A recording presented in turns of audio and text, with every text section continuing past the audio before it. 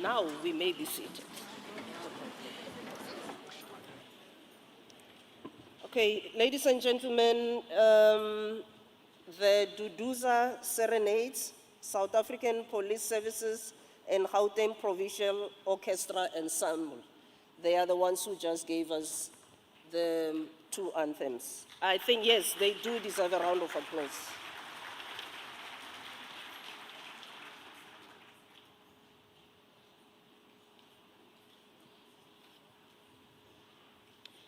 Ladies and gentlemen, I would like to acknowledge our guests. And because of the number of the people that we have invited, and I must say all of them honored the invite, I am going to beg your indulgence that I not call them out by name, all of them, but I will recognize different categories. I will start with the Premier of Gauteng, Honorable Panyaza Lesufi, my fellow presiding officers and members of the legislature, members of the NCOP, Deputy Minister for Employment and Labor, Honorable Judith Nemazinginga,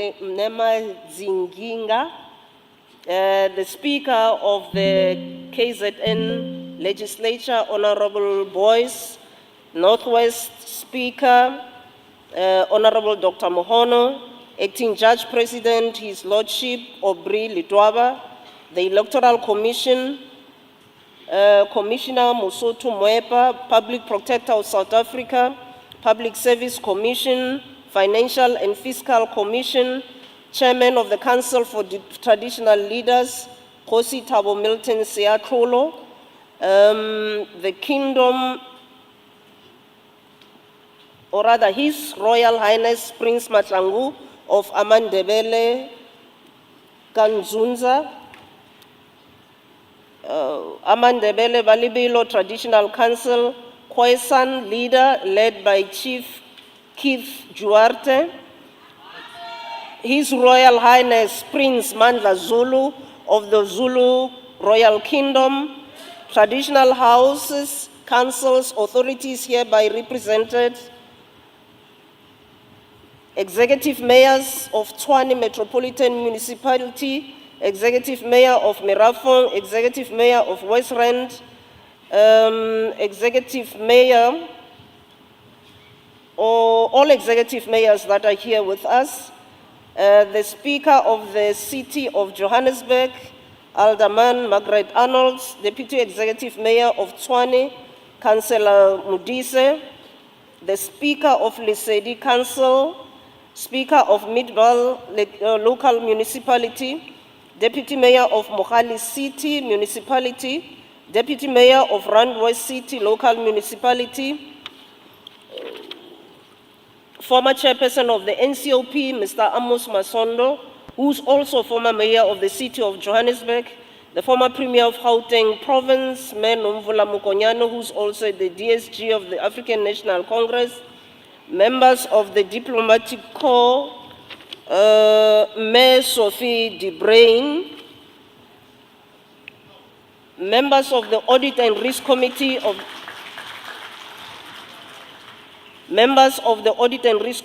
the Gauteng Legislature under the leadership of Dr. Madiba, members of the Advisory Committee of the Gauteng Legislature led by Mr. Lutuli, leaders of various governance institutions, the business sector, and our sponsors, Cell C, Coca-Cola, Johannesburg City Parks, Randwest, and Standard Bank, stalwarts in their various fraternities. I am also informed that Mayor Abigail Kubeka is here with us. I hope she managed to make it. Distinguished guests, ladies and gentlemen, I'm sure the Premier will also acknowledge other people that I may not have acknowledged. Now I'm going to suspend the proceedings for 3 minutes, 3 solid minutes to allow the media to take the photos.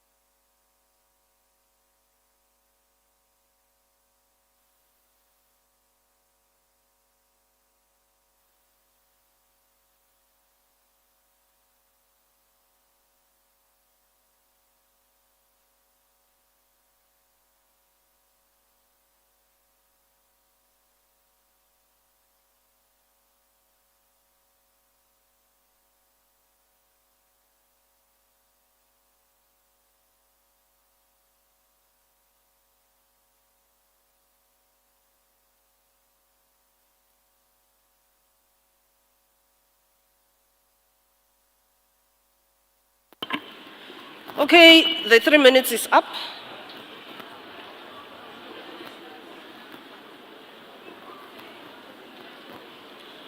Honorable members and guests, I've just been informed that we have in our midst secretaries of different provincial legislatures who have joined us. I just wanted to acknowledge their presence as well.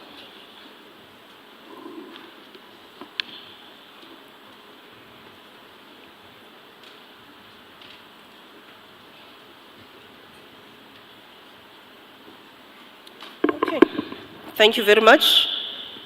I now call on the Premier, Honorable P.A. Lesufi, to address the House. Premier.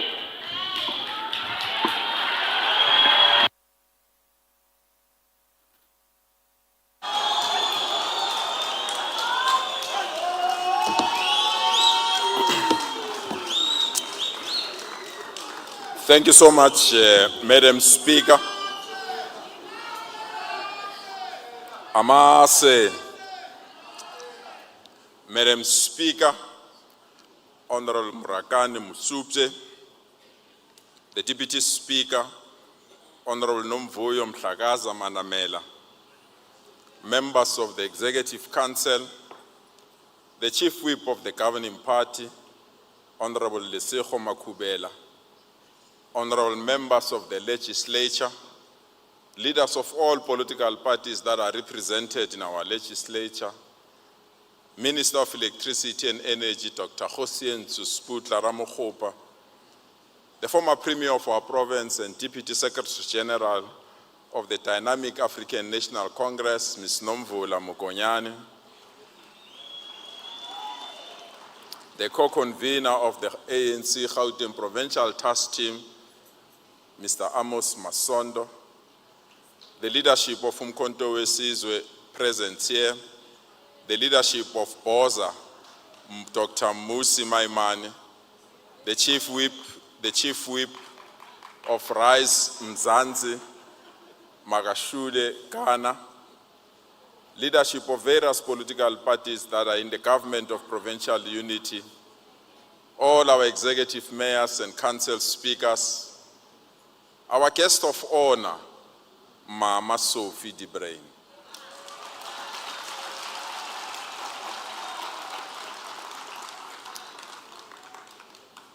All our traditional leaders present, all religious leaders present, Tona Kgolo ya Kgoro Lesufi, Ntate Notlo Tau Lesufi, Kgoshigadi Ramadimeja Mahlaku Pasha, Wagankwana Traditional Authority, the Acting Judge President of our province, Your Excellencies, members of the Diplomatic Corps, leaders of business community, the leadership of COSATU, and the leadership of our civic movement in our province.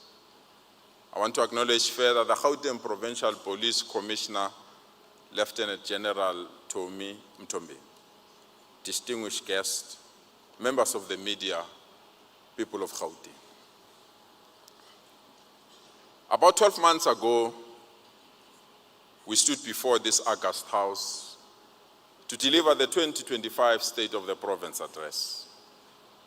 In that SOPA, we announced bold commitments in pursuit of our renewed electoral mandate to drive socio-economic transformation in our province.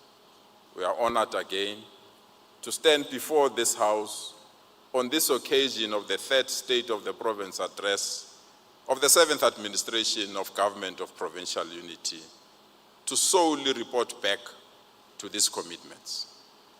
It indeed remains an honor for me to lead and be the face of this province of ours.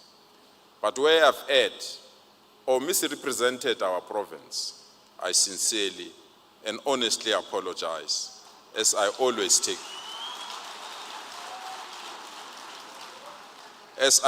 take my responsibilities seriously. It is the African proverb that teaches us that, and I quote, "The hands that make mistakes belong to those who work hard. End of quote.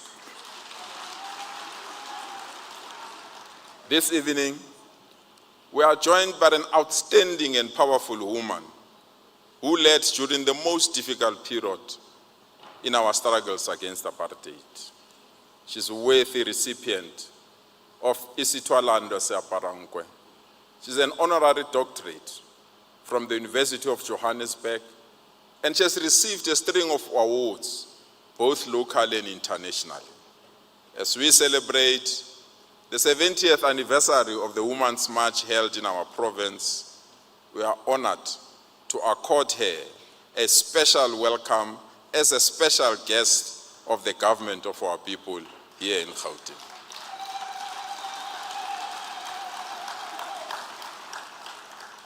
Ladies and gentlemen, I present to you Mama Sophie de Bruyn, the lioness of our people and the last living leader of the march against apartheid.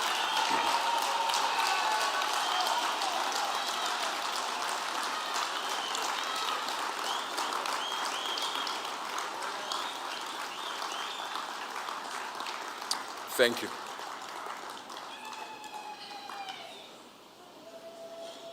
Mama de Bruyn, we are your children, and you remain our mother.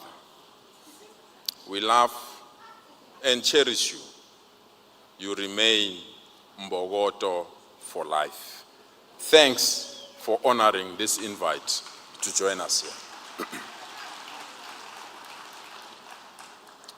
Ladies and gentlemen, this house convenes here at Nazareth, where the last sitting of the G20 Leaders Summit took place, and members unanimously adopted the Leaders' Declaration that paves the way for solidarity, equity, and sustainability.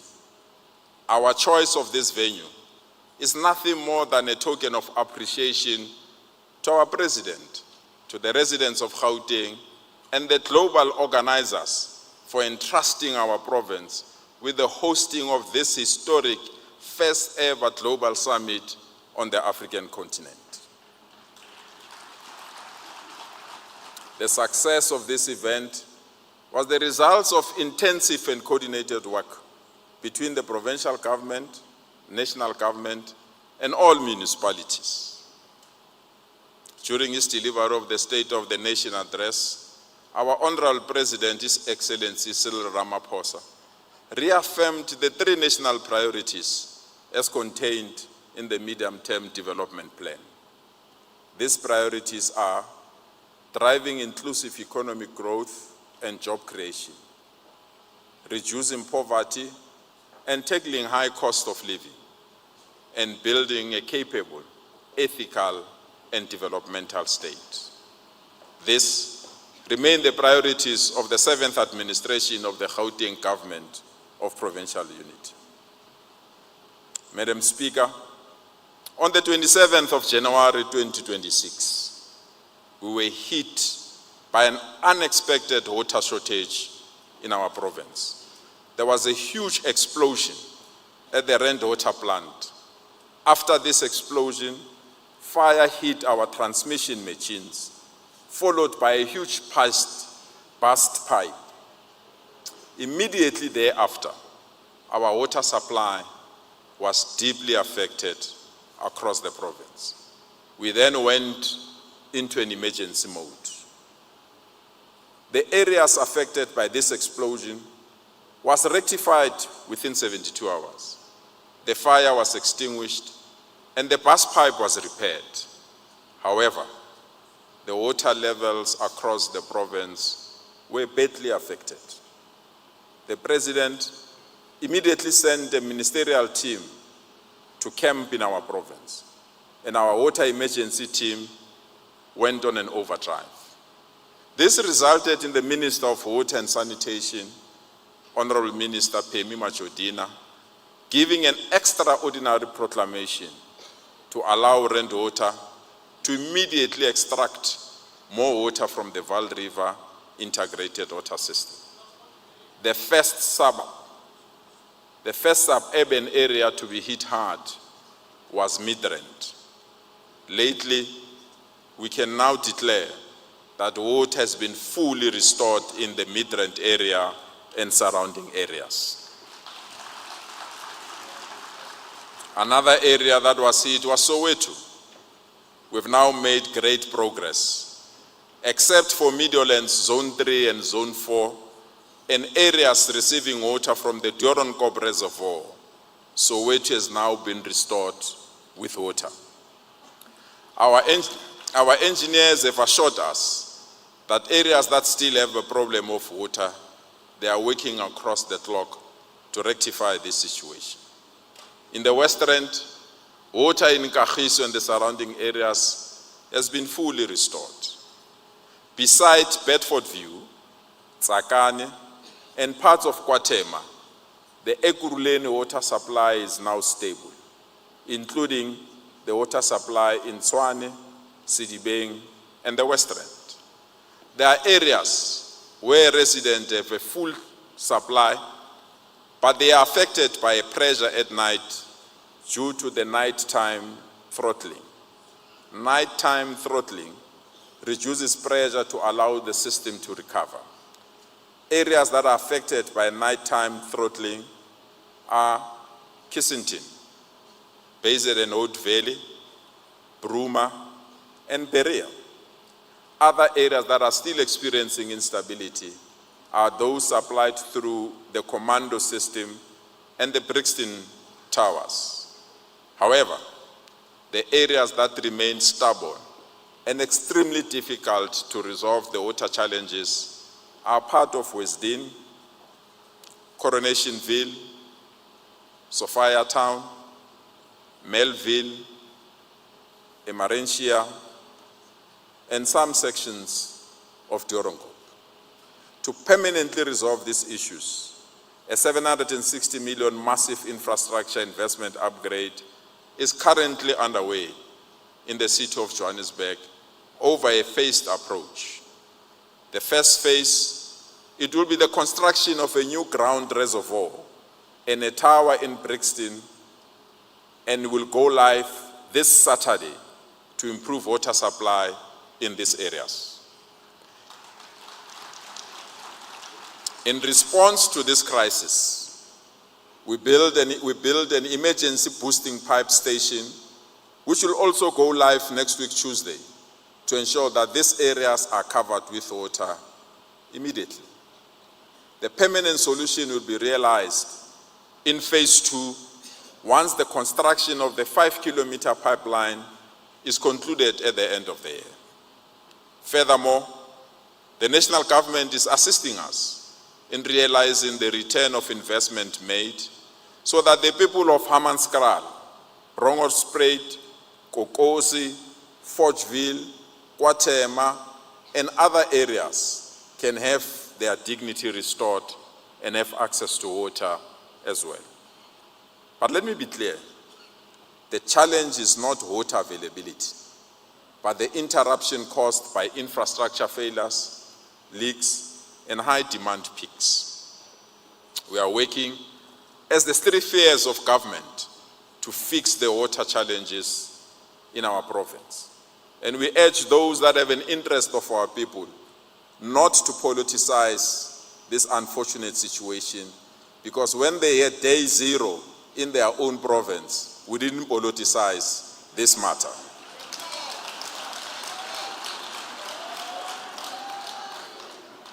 We are about to conclude the expansion of water infrastructure so that we can be ready to receive additional water from the Lesotho Highlands Water Project, thus cementing our water security permanently in our province.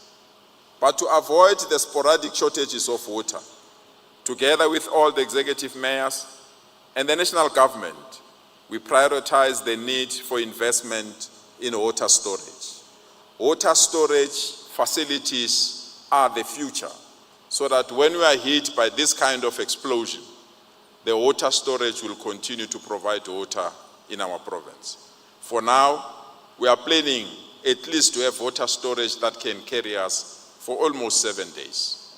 But in Midrand, we are building a new water storage facility to house 20 million liters of water. The private developers matched this investment with a donation of 10 million liters of water that will be available to be stored to the people of Midrand so that they don't lose water again in their lifetime. Similar investments are rising in Ekurhuleni, Tshwane, and the Western municipalities. We want to take this opportunity to thank all our municipalities, but in particular, the municipality of Ekurhuleni for being the best municipality to provide quality water at the acceptable level.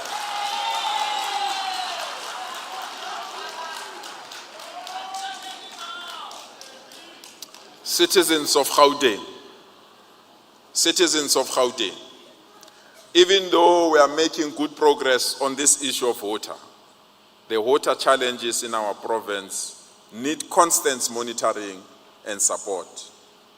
We once more sincerely apologize to all our residents in all our province who still go through the inconveniences caused by this unfortunate situation.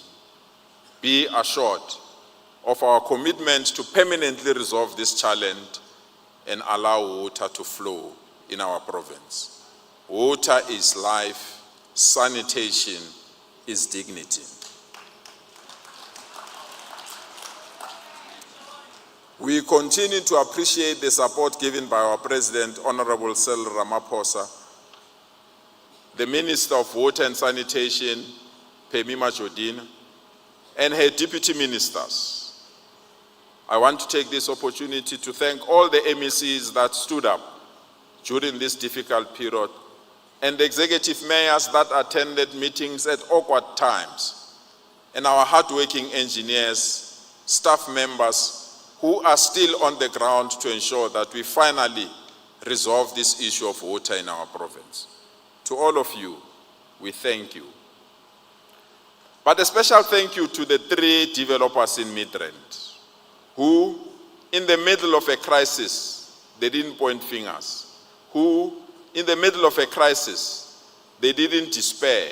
What they did, they approached government and said to government, we want to put our money where our mouth is by building an additional storage so that this problem is permanently resolved. To these 3 developers, Lidibo Solo.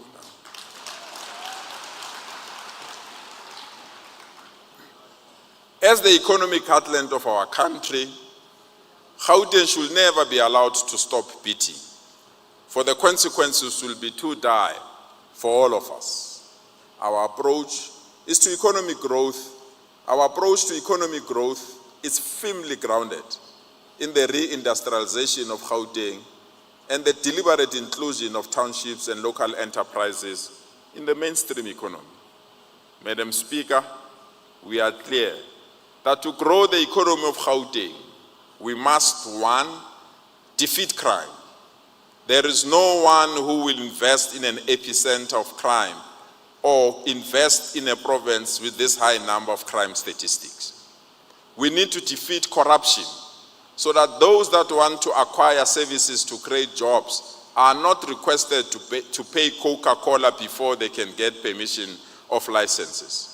We also need to defeat lawlessness because we can't have people building infrastructure in areas that they can't build infrastructure. 2, we need to defend our infrastructure. The level of vandalism to our infrastructure is really causing panic to investors. 3, we need to work together with local government and accelerate service delivery. 4, we need to bring the private sector to the center of economic revitalization.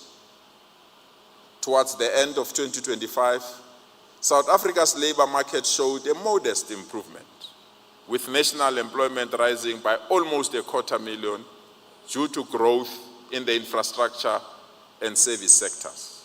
Our province outperformed the national trend, reaching a record 5.2 million employed and accounting for nearly 70% of national jobs gained over the past year, with growth strongest in the construction, finance, community, and social services. I want to take this opportunity to thank our economic team. In the last year, Gauteng has managed to attract a whopping 27 billion in foreign direct investment from a diverse of countries, including the United Kingdom, Switzerland, France, Australia, Cyprus, the US, and UAE, underscoring international confidence in this province of ours as South Africa's primary investment and industrial hub. In our last State of the Province address, we also committed to go out and hunt for new investment so that we can create sustainable jobs in our province. We are proud to report back to you, to declare that we did as promised. Here are the final investments that have been signed, sealed, and packaged, ready to create jobs for our people.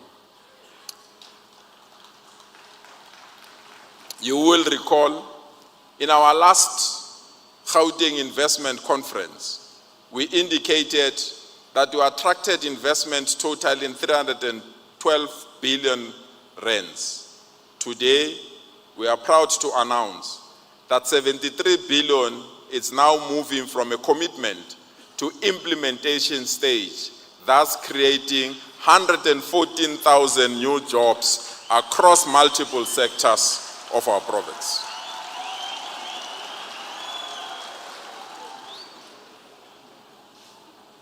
Last year again, we secured the largest share of the Presidential Investment Conference, where Gauteng was given a commitment of 180 billion rands investment, and we're expecting no less when the President reconvened the Presidential Investment Summit next month in our province.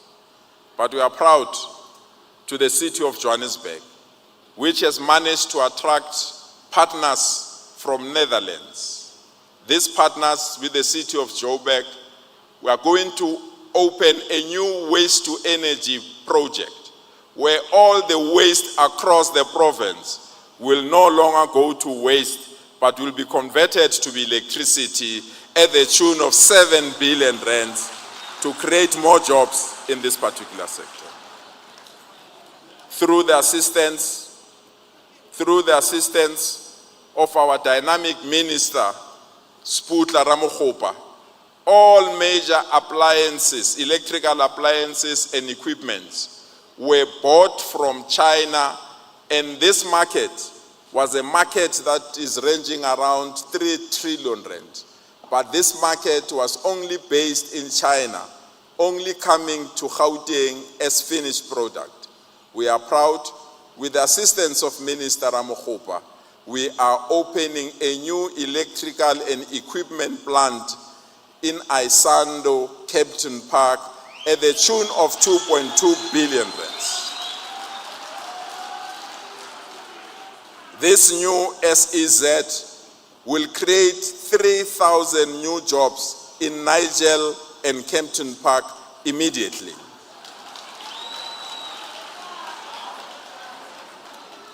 To Minister Sputla Ramokgopa, we say, thank you, Mutlokwa. Mutlokwa ana Mutlokwana. Re a leboga. Last year when we stood here, we heard the sad news that Nissan International was leaving our shores. We immediately entered in discussions with Chery International car manufacturers to our shores to build their cars here, rather than bring them to our province as finished products.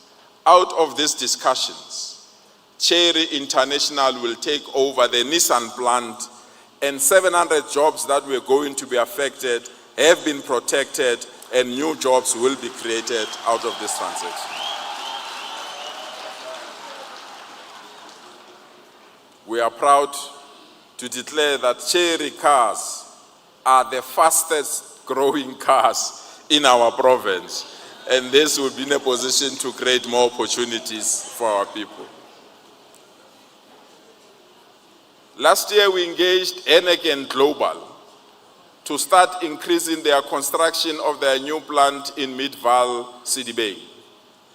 Heineken has started construction of a 1.9 billion investment that will also create more additional jobs in that part of our region. This is not about beer or malt. This is about farmers and job creation in our province.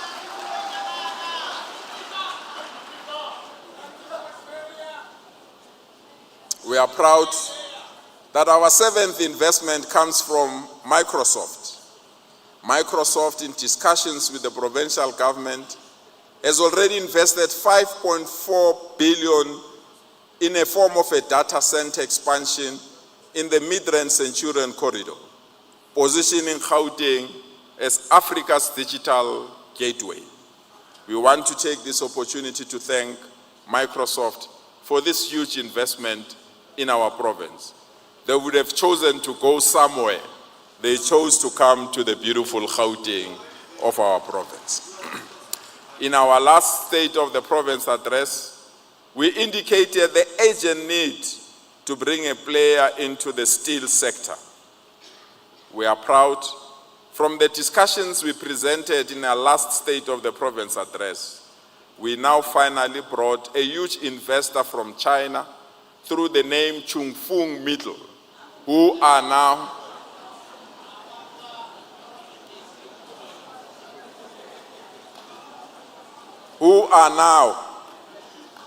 not intending, but are now operating a new, fresh from the block, steel plant in Springs at the tune of 2.5 billion rands, and they've already recruited 1,000 new job seekers in that area.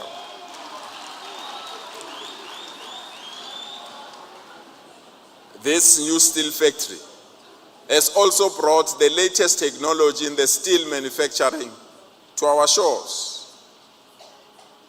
The 9th investment is the proposed direct reduced iron steel again. This plant is located in Lesedi local municipality. It represents a major industrial investment with the potential to create additional 1,000 permanent jobs opportunities once fully operational. The 10th investment, and this one excites us. We are now positioned to establish the Gauteng Dry Port, which is moving from a dream to a reality, representing a projected investment of approximately 50 billion rands.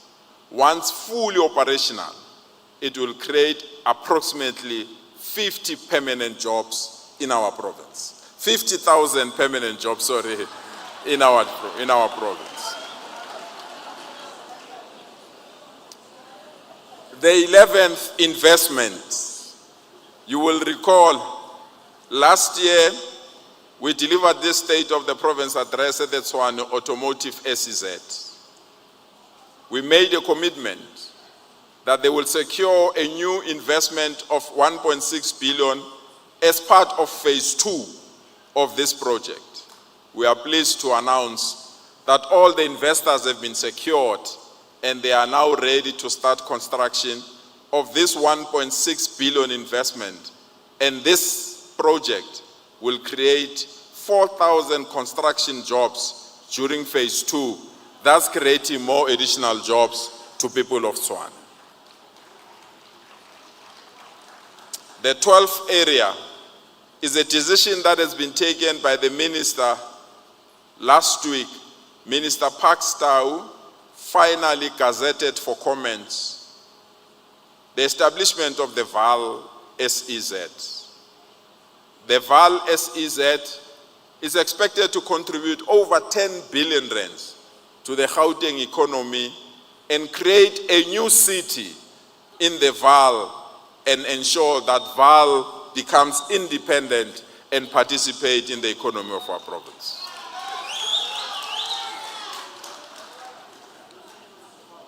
The 13 investment excites me, ladies and gentlemen. When the president of our country spoke about Lanseria Smart City, many people thought it was just a pipe dream. We are proud that Lanseria Smart City has secured a 4 billion Cradle Film Studios investment. This Cradle Film Studios investment will become the largest film production facility on the continent of Africa. This project is expected to create 15,000 new jobs, including 10,000 in the film production in our province. We want to take this opportunity to thank the Cradle Film for deciding to invest this amount of money in our province. The 14 investment will come from the Tambo Springs SEZ. This SEZ is projected to deliver significant and long-term economic benefits to Gauteng, underpinned by an estimated 23.6 billion capital investment. During the construction phase, this project is expected to contribute and support about 50,000 jobs and enable over 1,000 new SMMEs to perform in this market. Our last investment, which is the 15th one, come from Mahia Kwikot, is investing approximately 2.4 billion in Benoni as part of the most significant industrial investment in that part of Ekurhuleni in our province. This investment will secure 700 existing jobs and further create additional opportunities. In terms of job creation in our province, we are proud at this government that this State of the Province address is carrying 250,000 new jobs that we are creating in the province of Gauteng alone.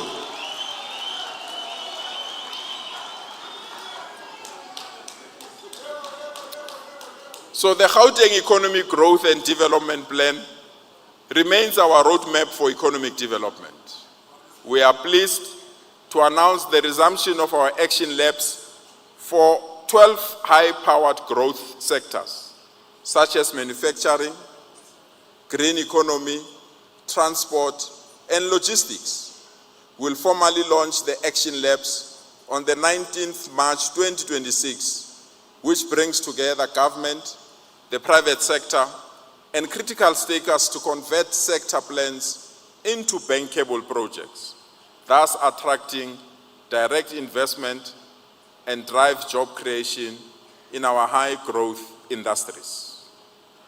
Madam Speaker, on the tourism front, Gauteng moved international arrivals from 2.6 million to 3.8 tourists coming to the province of Gauteng. This surge translated into a record-breaking 41 billion in international tourism revenue, far surpassing the target of 29 billion that we expected. So we'll continue to intensify the Visit Gauteng Zwagala campaign, projecting to generate 23 billion in revenue from foreign and domestic sources, thus contributing directly to provincial economic growth and supporting jobs in hotels, restaurants, transport, entertainment, and associated sectors. In support of this sudden growth in the interest of our province, Gauteng set a target of opening 4 new air routes during this financial year. We are proud that we've concluded new air routes that has been secured and finalized. We'll now receive airlines coming from Fly Gabon, Qantas Airline, and United Airlines. These routes will provide access to 3 strategic markets, including Central Africa, North Africa, and Australasia. With With a potential gas cliff due to so-called possible reduction in gas, Transnet has entered into serious discussion with the province of Gauteng. Transnet entered also into partnership to construct and operate South Africa's first natural gas. And this import terminal port at the port of Richards Bay will now transport gas for the first time from Richards Bay direct to Gauteng for the very first time. This will also ensure that we have sufficient gas for the industries that are using gas for their economic activities. We want to thank Transnet for wetting Gauteng, because a wet Gauteng ignites the economy of Gauteng. You build the economy of Gauteng, by extension, you thus build the economy of South Africa.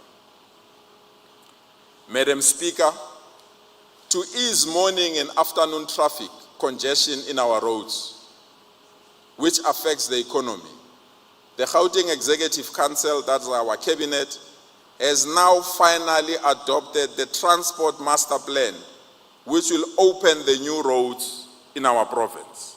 The provincial government took a deliberate decision to assume the responsibility for the e-toll debt, to relieve residents of the financial burden, and also open our roads for better maintenance and expansion.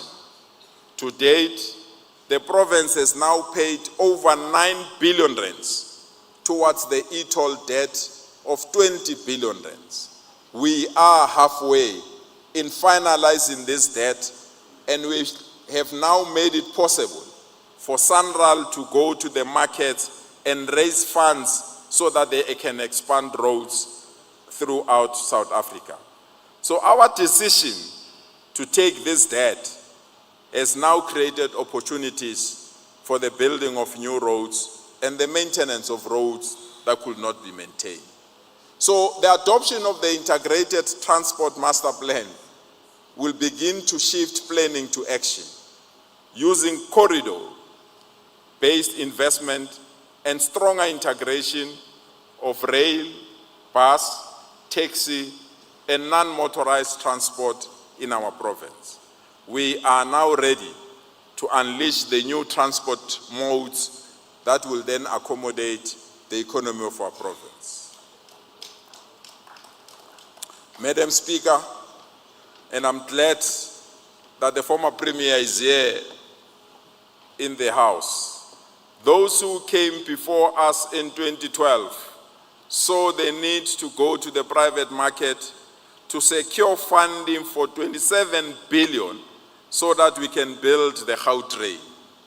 By the end of this March this year, this private sector investment will now become due, and all the trains, the stock, the station, the systems will now be formally handed over to the people of Gauteng. And this investment is 52 billion rands that will now be owned by the people of Gauteng as a new investment that has been secured out of this private-public partnership. We want to thank those that had foresight to have this investment. But to maximize this investment, from this year, we'll resume the process to expand Gautrain. The new Gautrain will go to Soweto, Mamelodi, Springs, Atteridgeville, Four Ways, and parts of Western, and later we'll then want to expand it to Sidibeng in the Vaal.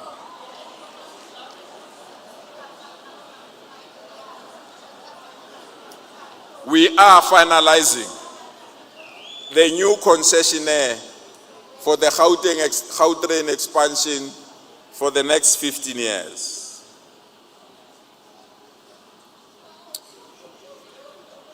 People of Gauteng, in particular people of Limpopo, the Gauteng-Limpopo speed train has taken an impressive turn for the goods.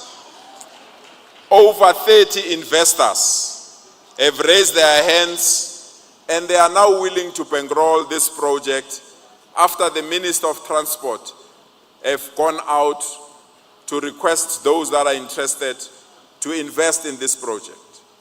With the undivided support that we've received from the President during his State of the Nation address, as well as the support that we've received from the Minister of Transport, Honorable Minister Dallas Creasy, this dream of having a speed train between Gauteng and Limpopo will indeed now be realized in our lifetime.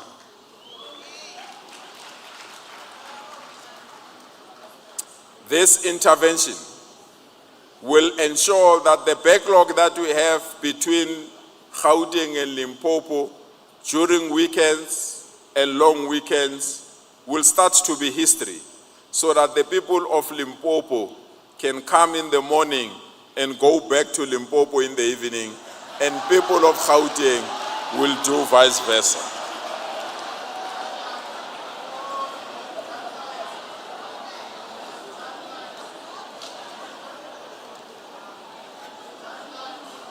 But on a serious note,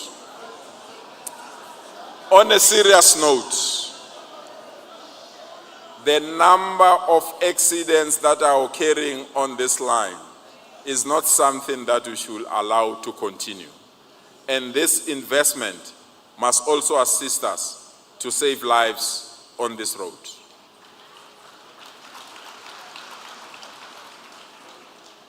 Madam Speaker, we highlighted in our last SOPA that bulk infrastructure is a catalyst for development, and yet it remains uncoordinated in our province. Last week, we went into a serious sessions with all our executive mayors, national government, and those that are interested in investing in bulk infrastructure in our province. Ladies and gentlemen, if we can't make water, electricity, and sanitation available immediately to investors, investors will leave us and go to other areas that can provide these services.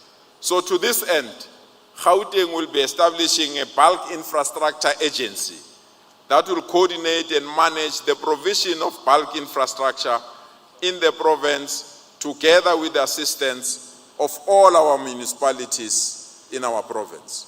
We'll put the necessary resources for the establishment of this agency.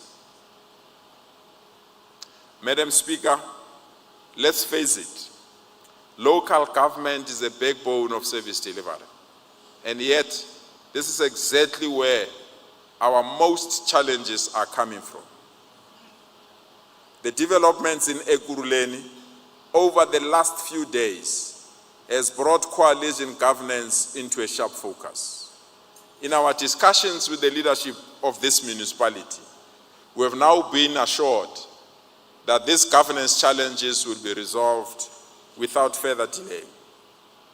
We want to take this opportunity to welcome the decision that has been taken by the executive mayor of Ekurhuleni to immediately bring to book all those that have been implicated in the Madlanga Commission of Inquiry. This is leadership. And those that are staying at home because they've been implicated, they must be attended as speedily as possible, so that you don't pay people to stay at home. Last week, this region of Ekurhuleni unleashed investment in new fleet that will strengthen service delivery, especially in the areas of refuse removal, road maintenance, and law enforcement. The municipality demonstrated its commitment to reclaimed hijacked buildings. Both the Farouk Park and Airport Park have been reclaimed from those that hijacked government buildings and thinking that they can have this permanent infrastructure forever. We want to thank Ekurhuleni for evicting those that have hijacked government buildings. These buildings are now firmly back in the hands of the municipality.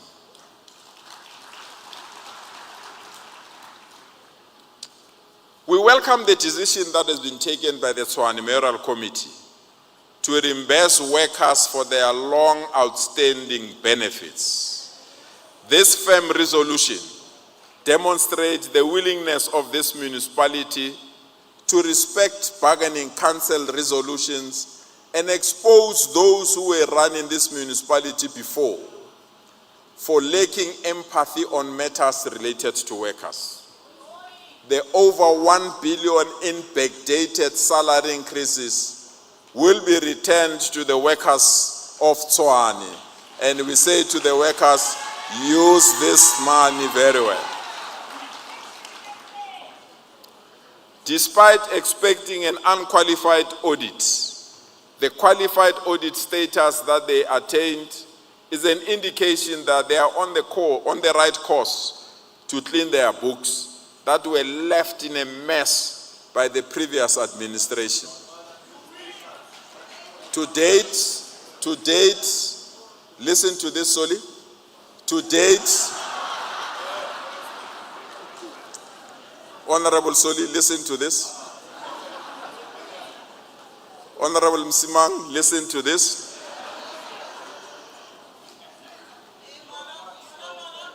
We want to extend our appreciation to the leadership of Tshwane municipality. To date, they've removed all outstanding payments owed to Eskom and Rand Water.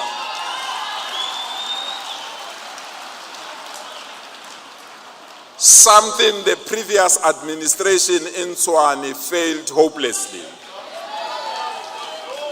We want to take this opportunity to congratulate the leadership of Tshwane, and this is the demonstration. A coalition government founded on respect, mutual relationship is a coalition government that works. Congratulations, Tshwane, and congratulations to the executive mayor. In Sidibeng, it is now public knowledge that the governing party is proposing changes in some municipalities under its control in that municipality. Furthermore, a motion of no confidence was tabled by the Pan-Africanist Congress of Azania against the executive mayor of Sidibeng. These developments create governance challenges in this region. But we're excited that discussions with the leadership of the affected municipalities are scheduled for later this week, in which all these matters may be resolved. Last week, Mfuleni municipality unveiled 145 new fleet vehicles to accelerate service delivery in that municipality. I want to take this opportunity to thank the executive mayor of Mfuleni for the decisiveness in ensuring that these vehicles are released and are available to our communities. These vehicles include those for traffic and bylaws, waste management, electrical, and road maintenance. But let me take this opportunity to congratulate Midvaal local municipality for continuing to be the shining municipality in our province. But most importantly, for their strong belief in integrated government relations and participation in provincial programs. This municipality, regardless that is led by opposition party in our province, they cooperate, attend, and contribute to the development of our province, and they work hard to ensure that there is one government in our province. And for that, we are grateful to the executive mayor of this municipality. We are also excited that Savannah City, a multi-billion rand development, is entering a new phase of development that will deliver over 18,000 homes and support the accommodation of more than 70,000 residents. It is estimated that this project will create jobs during construction and over 12,000 permanent jobs in this area. I want to thank the Executive Mayor of Lesedi local municipality for leading on the VAL SEZ and ensuring that bulk services are unlocked in this municipality. We must deal with the challenge of illicit trade that continues to cripple the economy of Lesedi.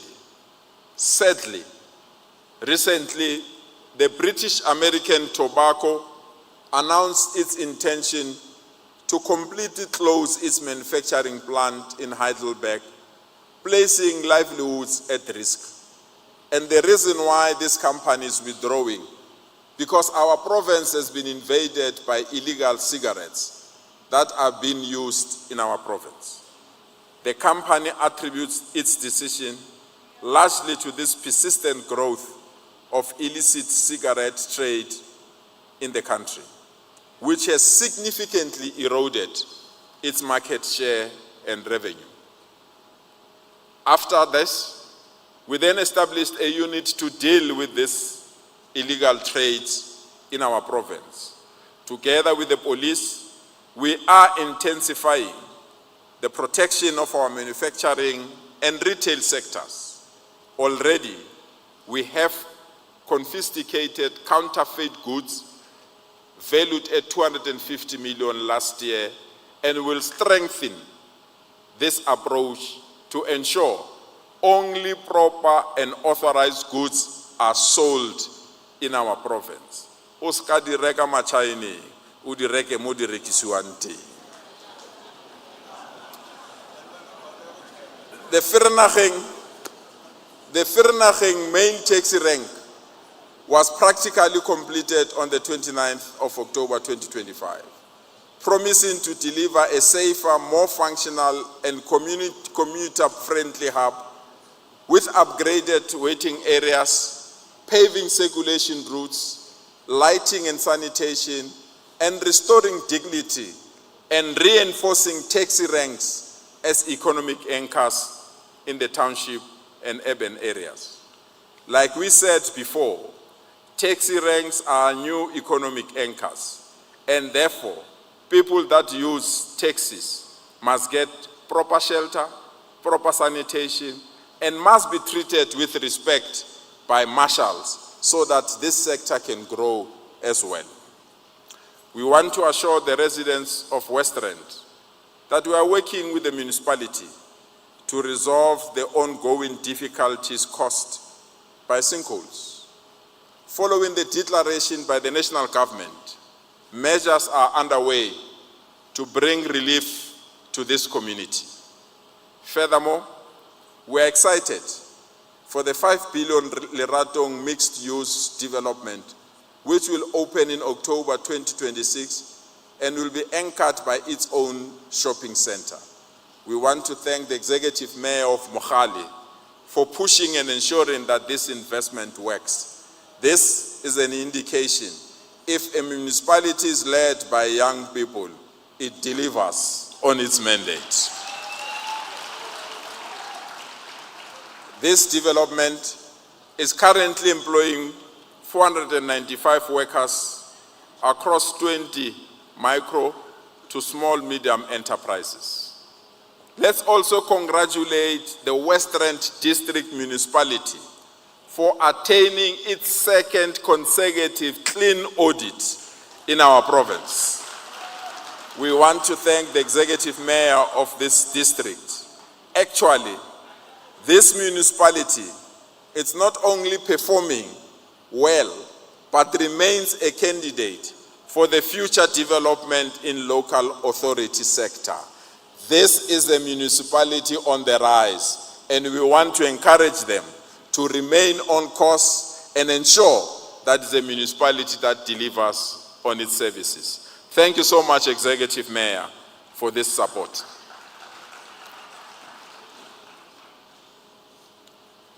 The might of the law was demonstrated recently in West Rand, when all spheres of government came together to confront Zamazamas who thought they could victimize and intimidate the community of Sporong in West Rand. This was followed by a joint operation of the police, the army, and the strategic unit that has been identified by our provincial commissioner. In this raid, since the arrival of the army in our province, they have interacted with Zamazamas, who have left immediately when the army arrived, and we managed to retrieve 75 AK-47s and rounds of ammunition. And we are intensifying the presence of the army in this area. To our President, thank you, President, for listening to us. The time to take chances in our province will be over soon, and we hope and remain hopeful that the presence of the army will end gangsterism in some of our townships and finally chase out the Zamazamas once and for all in our province. To the people of West Rand, le rona re batho. Madam Speaker, we welcome the Presidential Johannesburg Working Group intervention, which seeks to address service delivery failures, infrastructure decay, and financial instability in Johannesburg. We have demonstrated during the preparation of the G20 that we can make Johannesburg clean and ensure that the infrastructure is protected. We want to thank the Executive Mayor of Johannesburg, and we are now making great strides. We look forward to the implementation of this important waste-to-energy project that was announced as part of the investment secured in the city of Johannesburg. People of Gauteng, in our last State of the Province address, we identified 13 challenges that we called G13 problems of Gauteng. We said it and we still maintain it. If we can't resolve these 13 challenges facing us, we don't deserve to be called government. We want to report to you of the work that we've done ever since we attended to these G13 challenges. The majority of these challenges fall within the purview of local government. In this regard, the provincial government and municipalities have been meeting regularly through our IGR processes to address these challenges, Madam Speaker. Let me start with cable theft and vandalism. In addressing the frustration of our citizens, I want to share with you the two text or WhatsApp messages that I received earlier this week. The first one says, "Good day, Premier Lesufi. We are a cable manufacturer based in Randfontein. We are located right beside the main road going to Carltonville. Across the road is an open field where Zamazamas are often seen mining on the surface in broad daylight. They obviously are mining underground as well. We had an armed robbery 2 days ago where the security guards were tied up and the Zamazamas broke the locks and gained access to the factory and stole copper wires on a large steel drum. Our night shift staff are now refusing to work because of safety concern. Please, Premier, intervene." The second message that I received reads thus: "Good morning, Premier. Kindly see the above request from our community patrollers in Olive and Bochwood regarding the issue of cable theft in this area. Cable theft has become a nightmare in Olive as the community is not enjoying stable electricity supply. Yours truly, Councillor." So just last week, the community of Olive caught 4 cable thieves and acted in a manner that we don't want to encourage. Even though all the cable thieves were Basotho nationals, the community has finally agreed to our plea to hand them over to the police. But honorable members, this is a lived experience of many communities that require our continued support in intervening to fight cable theft. In our last SOPA, as I indicated, we committed to unleash an integrated reaction unit comprising various law enforcement agencies and private sector to safeguard and protect cables and public infrastructure. To this end, we are proud to report back that we have now finally, on the 3rd of September, broke the backbone of the syndicate that had been stealing cable theft. A team comprising Sidibeng Infrastructure Unit, Gauteng Traffic Wardens, and private security companies operationalized an intelligence information that led them to a scrapyard in Didier. During this operation, they've managed to recover copper cables worth about 3 million rands and arrested 5 suspects at the scene who have since been charged and sentenced in prison, to be sentenced in prison. We want to thank those that are assisting us with information to safeguard our infrastructure.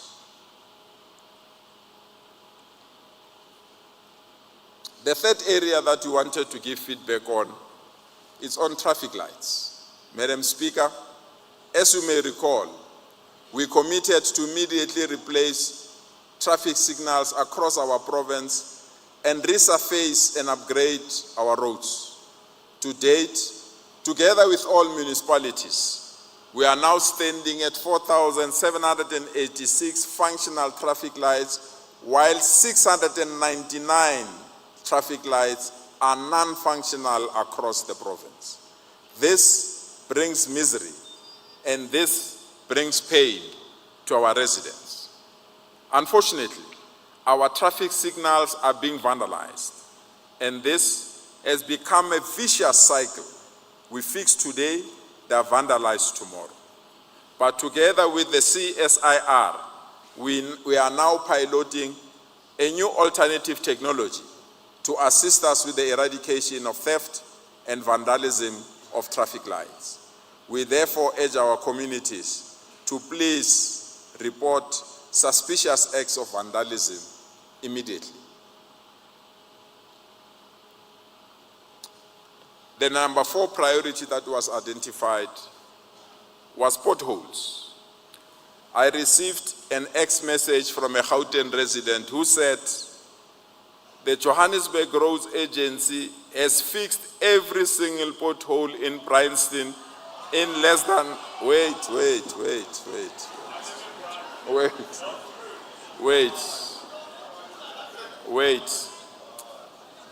This ex-user wrote to me and said, the Johannesburg Road Agency has fixed every single pothole in Bryanston in less than 2 days, many of which have existed for years. Oh, they are fixing them because there's by-election later this week.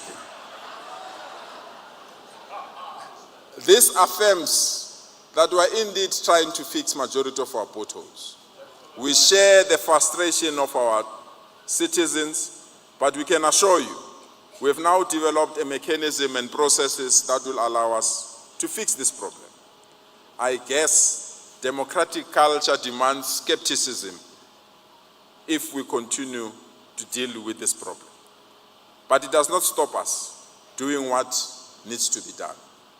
So we can give you a feedback that out of 31,000 identified potholes to date, 26,000 have been repaired across the Gauteng City region, demonstrating our commitment to providing safer road infrastructure in the province. But let us be honest, the weather patterns and the amateurish filling of some of these potholes lead to reoccurrence of these potholes, and we feel they are now used by tenderers to get business. We have taken a decision, therefore, to work with the Tshwane municipality as well as the Johannesburg municipality and invest in their asphalt plant so that government on its own can fill potholes and not rely on tenderers who are doing a shady job on this matter. In addition to fixing potholes, we are also resurfacing provincial roads, including K101 linking Midrand to the N1, the rehabilitation of K175 from P61 to K201. This will lead to a smooth ride to Enkandastria and the upgrading of D1814 in Brongospate. As part of building capacity of the state, we are now indeed prioritizing the urgent need to fix streetlights, to fix potholes, and to ensure that our roads are as proper as possible. And for this, we want to thank all the metropolitans as well as local municipalities that are indeed trying their level best to fix our roads. But going forward, we have now appointed Tshwane, Johannesburg, and Ekurhuleni municipalities to be our agencies in fixing all our provincial roads within their jurisdiction. This, we believe, will also assist in accelerating the elimination of potholes in these areas. Madam Speaker, the next priority we identified was crime and lawlessness in our province. Madam Speaker, when we introduced 3 helicopters to assist the police to fight crime in our province, our interventions were labeled gimmicks. When we declared that we'll install about 20,000 CCTV cameras, we're told it's a pie in the sky. When we appointed young unemployed people to be traffic wardens, 10,000 of them to fight crime, we're told we're campaigning. When we said we have profiled 392 hard criminal kingpins in our province, and in return of the 392 hard criminals that were identified, to date we've arrested 101, and we're told this will never happen. Today, all municipalities in Gauteng have abandoned their boundaries and they've signed a memorandum of understanding that will ensure we combine all our resources as municipalities and provincial government and the SAPS, so that when a criminal runs away from Ekurhuleni, Ekurhuleni can't turn back and say it's another municipality. They can chase them until they are arrested. And this is the way of fighting crime in our province. So despite all the ridicule that we received, today we can report that as per the crime stats released by the Minister of Police on Friday, crime in Gauteng is going down. Murder decreased by 11% on a year-on-year. Sexual offenses decreased by 8%. Property-related crime recorded a 7.8% decrease. We are now pleased that crime stats in Gauteng are no longer going high, even though we still have the high level of crime in our province, but we have turned the corner. The needle is no longer moving high. The needle is moving downwards. And for that, we want to thank our provincial Police Commissioner, Lieutenant General Mtombeni, and all his police force for marshalling us to protect the province against criminals. But this is interesting. We are also pleased to announce that our police have shown no mercy upon those who meant to harm them. During their work and during armed confrontation with the police, 26 alleged criminals in our province tried to tackle our policemen. In return, these 26 criminals were permanently removed from the face of the earth in the interaction with the police. And we are saying to the police, maintain that spirit. Anyone that points you with a firearm, we've given you firearm to defend yourselves. Anyone that brings a rifle to you, we've given you rifles to defend yourself. Show no mercy to criminals.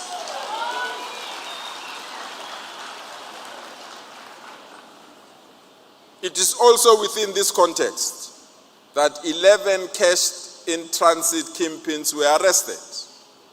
But we are worried, people of Gauteng.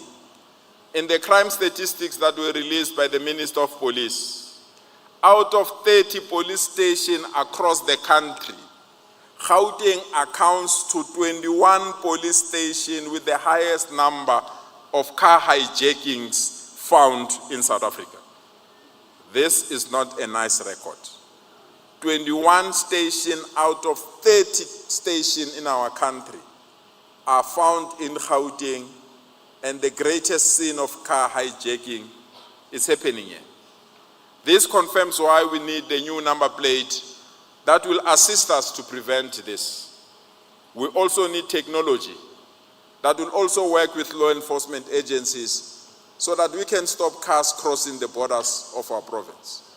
We want to thank the Minister of Justice and Constitutional Development, together with the current Minister of Police and the Public Protector, for paving the way for the gazetting of the traffic wardens and defending the creation of 10,000 jobs that were about to be lost if traffic wardens were not gazetted.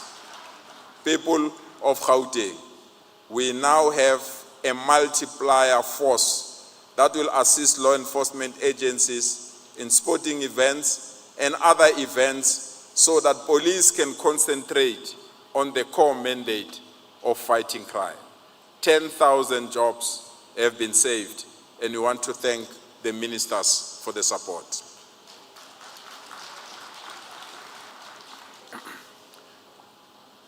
Madam Speaker, illegal mining in our province has reached intolerable levels. Over 600 families that have been targeted, but we see these targets taking place across the province. This is supported by people that are highly armed, that threaten our women and attack our children.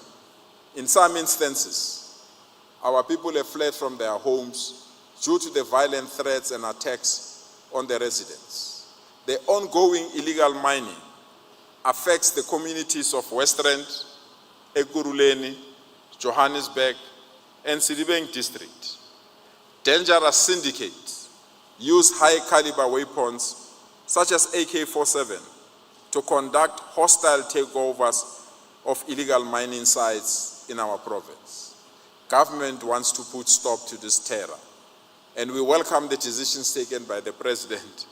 And I want to announce to you, we have been allocated over 450 soldiers to come and assist us to stamp out illegal mining and rising gang violence in our province. We urge our President to keep these soldiers for long so that we can be safe in our province. The next priority is G6, which is the mushrooming of informal settlements. Honorable members, we cannot allow our beautiful province to be reduced to shanty town. Of late, major parts of our province are witnessing an abnormal rise in a number of informal settlements. To stop this, we have resolved that all law enforcement agencies and municipalities will not allow a new informal settlement to be built in our province from the 1st of June this year. We have established a multidisciplinary team. We have established a multidisciplinary team of lawyers, law enforcement agencies to attend to the mushrooming of informal settlement. We are also using the latest technology that will identify areas in which informal settlements are established in our province. We are not against those that are staying in informal settlement. We are against Mkuku syndicates that are using the plight of our people and establish new informal settlements so that they can house undocumented foreign citizens in this informal settlement. We can't allow this to continue to happen in our province. So we've taken this decision to dismantle informal settlements that are creating problems to us. The first informal settlement to be removed was the Plastic City informal settlement in Ekurhuleni, where 2,500 people were relocated to proper places. We thank the Ekurhuleni municipality for leading from the front. As I said, this is not being against the poor and the homeless. We are against the Mkuku mafias who are taking advantage of our people. The next informal settlement that we are targeting is Plastic View in Tshwane. We went there with the SAPS, Metropolis, and Home Affairs officials. However, we were not successful. We took a strategic retreat, but we have agreed we are going back later this year to ensure that only people that are authorized to stay there should stay there. Madam Speaker, from tomorrow we'll be handing new houses to people of Benoni, Chief Albert Lituli.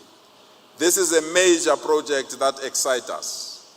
What we are intending to do here is to remove people from informal settlement and put them in proper housing to ensure that they wait for their turn and that the people that have waiting list letters can also be accommodated. So tomorrow we are handing over 188 walk-up units, which will benefit people who are staying in informal settlement in the following areas: Krisani, Gabon, Zenzele informal settlement, Davidton Old Section, Benoni, Actonville, Crystal Park, Mayfield Extension 167, Eto'ato Barcelona, Emapupeni, and Wattville. Residents of this informal settlement, from tomorrow, ni abo mam stand, ulla kwa ya hao in your new house.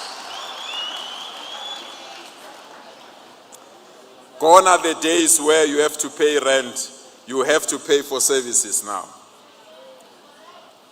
We have reported before that the government has identified Makau's informal settlement in Ekurhuleni as a key focus area for development and relocation to improve the living condition of our people. I'm pleased to report back that we have since acquired 200 hectares of land to upgrade this informal settlement in the middle of Germiston. We can't allow this informal settlement to continue in this pattern. We have now acquired land. It will be developed and it will be a better place to live in this community. The process of land transfer and registration of City of Ekurhuleni is now underway. To Tshwane, we want to thank the municipality. They have identified 33 municipal-owned buildings that were hijacked. Using the integrated team, to date, they've reclaimed 7 of these buildings and put them for sale in the market. The remaining buildings will be put up into the market this year after they've also been claimed. People of Tshwane, Maraba Stad plays a crucial role in the history of our country and cannot be forfeited to illegal foreigners. It is within this context that 12 properties covering 2.7 hectares of land in Maraba Stad have now been demolished and will be put out to the market in the next year so that a proper Maraba Stad can rise, that can be better and that can function well in our province. As part of supporting those that are staying in informal settlements that are properly recognized, we are now successfully piloting an innovative alternative sanitation solution in informal settlement. This will ensure that residents have access to clean, safe, and dignified sanitation services. These systems are quick to install, and they use minimum water and do not require conventional sewer infrastructure to be installed. Thus far, we have connected 620 stands in Nooitgedacht informal settlement to a solar-powered site treatment system, and we have also commissioned more than 1,000 yard-based toilet units in Seoul City. In Bophelong informal settlement, over 200 units are already in use of this facility. Building on this progress, we'll expand this intervention to other informal settlements across as part of our commitment in restoring dignity in informal settlement. To stay in informal settlement must not mean you must not have proper sanitation. The government that I have the honor to lead will unleash this form of sanitation so that we restore dignity to our people and they can be in a position to use proper sanitation. Madam Speaker, on the 27th of February, we'll also be handing over 1,000 title deeds to residents at Obet Mtombeni Nkosi mega project in Ratanda, Lesedi local municipality. At the Umpumelelo Extension 4 mega project in Davon, we are allocating 130 new units made up of 80 walk-up units and 52 stand-alone units. This is the form of housing that we are introducing in Gauteng.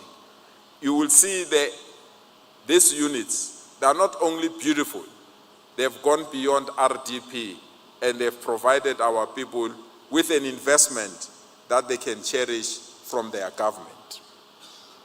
Honorable members, we also welcome the rapid land release investment.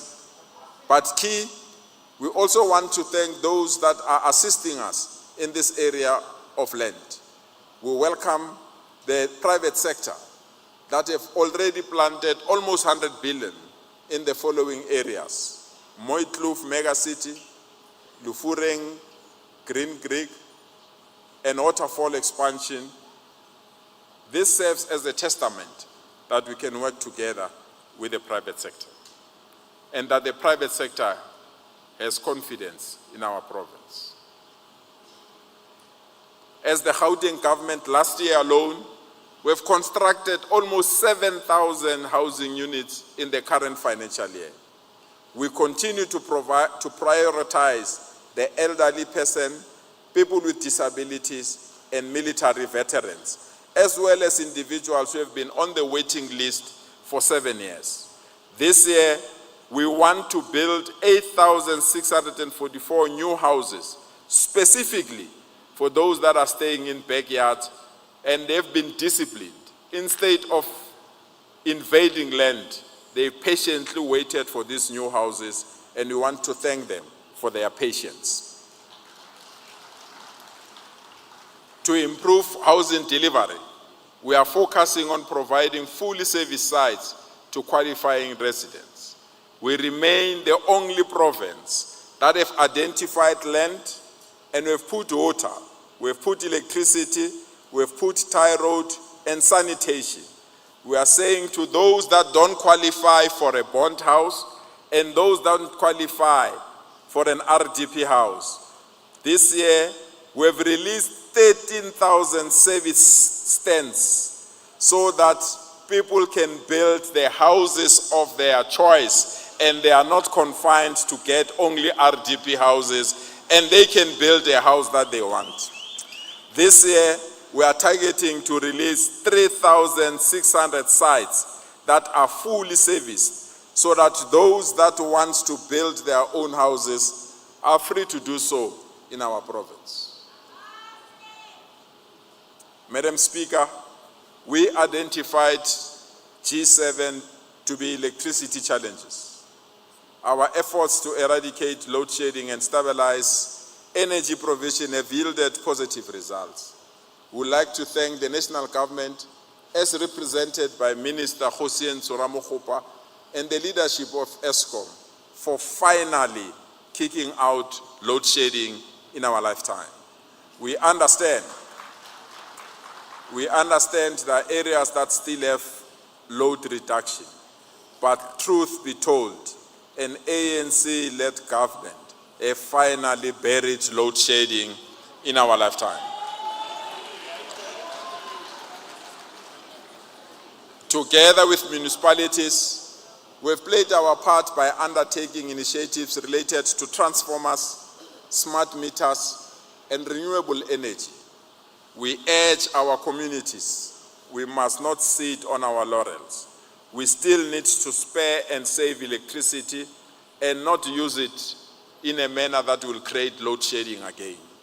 We also are determined as a province to ensure that those that are connected illegally to the grid will be assisted to connect legally so that they can also start to pay for electricity. We are shifting from emergency expansion to long-term security in terms of electricity. Faced with the challenge of rapid landfill airspace depletion in our province, we have indicated that we are starting a waste-to-energy projects in Gauteng. Besides the Johannesburg one, we are undertaking an integrated waste management facility to service the 3 metros, focusing on the areas of Midrand, Tembisa, and Centurion. This project will entail several waste diversion technologies, including clean material recovery facilities, composting, biogas, combustion of waste material, and green hydrogen. This project is estimated to cost us 10 billion rands. The next challenge is a painful one. It's gender-based violence and femicide. The declaration of gender-based violence and femicide as a national disaster demands agency and coordination. In response, we have rolled out 152 active green doors to provide victims with much-needed safe place, counseling, and also advice on opening cases against perpetrators. We've now reached out 270,000 households through our GBVF brigades. We have went to our townships, informal settlements, and hostels to identify and give support to those that are victims of gender-based violence. People of Gauteng, we should all raise our hands and declare that gender-based violence, especially against women and children, must come to an end.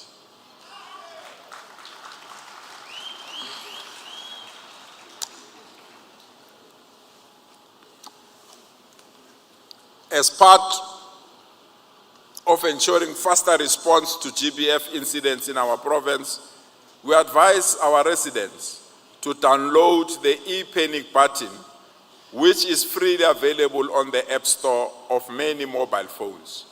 To date, over 170,000 residents have registered on the e-panic button application, and 60,000 people have been assisted after they've pressed the e-panic button. We are also grateful to the work of the GBV brigades, private security companies, and ambulances that continue to respond to people that are pressing the e-panic button for assistance. As Gauteng, we honestly have to defeat GBVF once and for all. Honorable members, the 9th challenge was drug abuse. In our fight against drugs, we have strengthened our strategies and our programs, and we have now established a solely dedicated team that has been assigned to remove drugs from our street. And I'm proud with the following numbers and the achievement that have been scored by this unit. As I'm speaking to you now, 7 million grams of dagga, 94,000 grams of cocaine, and 702 million Mandrax tablets were removed from the streets of Gauteng since the establishment of this unit. Our Tswada anti-substance abuse campaign was also successfully rolled out across the province on the 27th October 2025. People of Gauteng, on this day, we were planning to receive only 5,000 people that were going through difficulties of drugs. We publicly requested parents to bring their children. To our shock, instead of receiving 5,000 people, more than 28,000 drug service users were brought to our stadiums and public institutions, indicating that the problem of drugs in our province is not only affecting drug users, it's literally affecting all families. As we stand here, there is no single family, directly or indirectly, that does not have a child, a brother, and a friend that is going through drug abuse in our province. We have now agreed, as the only province that have the resources, the capability, and the resources to ensure that all those that are going through challenges of drug abuse must be assisted. To all the drug users, our message is very simple. It's wada. It's wada. But we also agree with our Honorable President that as a country, we have a serious alcohol abuse problem. We will consult with the sector to drastically reduce alcohol users on the other side.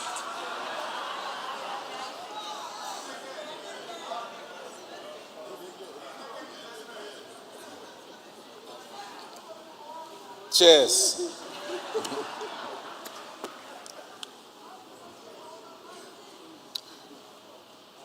We agree with our president that we've got an alcohol abuse problem, especially in our province. We will consult with the sector to drastically reduce the issuing of new liquor licenses and stamp out fraudulent liquor licenses without further delay.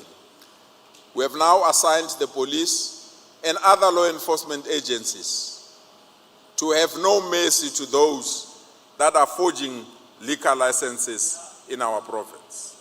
But since the establishment of this special unit, we have confiscated 540,000 liters of alcohol beverages from illegal taverns, nightclubs, and other businesses. We will continue to execute this mission.